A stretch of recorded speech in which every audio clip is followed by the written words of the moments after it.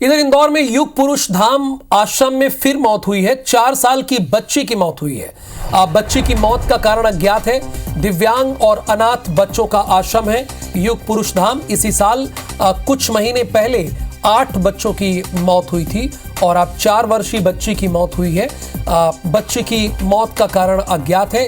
इस बात का भी खुलासा नहीं हुआ कि कैसे मौत हुई है। दिव्यांग और अनाथ बच्चों का आश्रम है युग पुरुष धाम।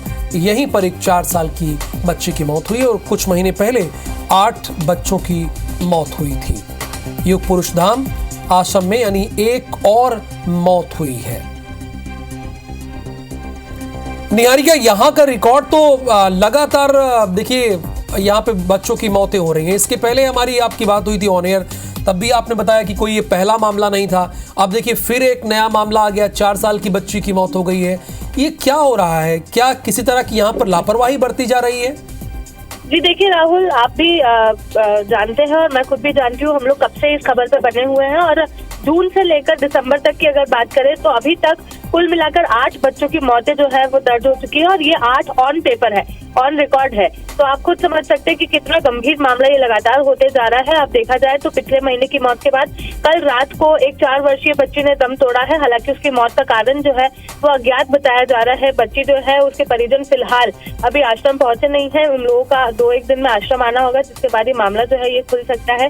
फिलहाल की अगर बात की जाए तो 4 वर्षीय बच्ची जो है वो कल रात को मृत अवस्था में पाई गई है, जिसके बाद उसका अंतिम संस्कार जो है वो फिलहाल कर दिया गया है। दिव्यांग और अनाथ बच्चों का आश्रम है युग पुरुष धाम आश्रम और ऐसे में उस आश्रम में किस तरह से लगातार बच्चे जो है वो दम तोड़ रहे हैं वो हम लोग देख रहे हैं। जून की बात की जाए तो जून में एक साथ 6 बच्चियों ने फूड पॉइजनिंग होने के चलते उनकी जो मौत है वो दर्ज हुई थी और उसके बाद अब देखा जाए तो पिछले महीने भी फूड पॉइजनिंग के कारण ही एक बच्चे की मौत हुई थी। लगातार जो कलेक्टर है आशीष सिंह, वे वहां पर नकल करते हुए हैं और उसके बाद ये कोशिश की जा रही है कि वहां पर ये जिस भी तरह की घटनाएं हो रही है उस पर रोक लगाई जा सके और कारण जो है वो पता लगाया जा सके। क्योंकि पहले भी ये जो मामला है ये इस तरह से खुलता था, लेकिन बच्चों की तबीयत बिगड़ती थी, वहां पर उनका इलाज हो जाता था और उसके बाद ये जो मामला है बंद हो जाता था। लेकिन अभी देखा जाए तो जिस तरह से बच्चों की तबीयत लगातार बिगड़ रही है और लापरवाही जो है आश्रम की सामने आ रही है, वो एक बड़ा सवाल खड़ा कर रही है।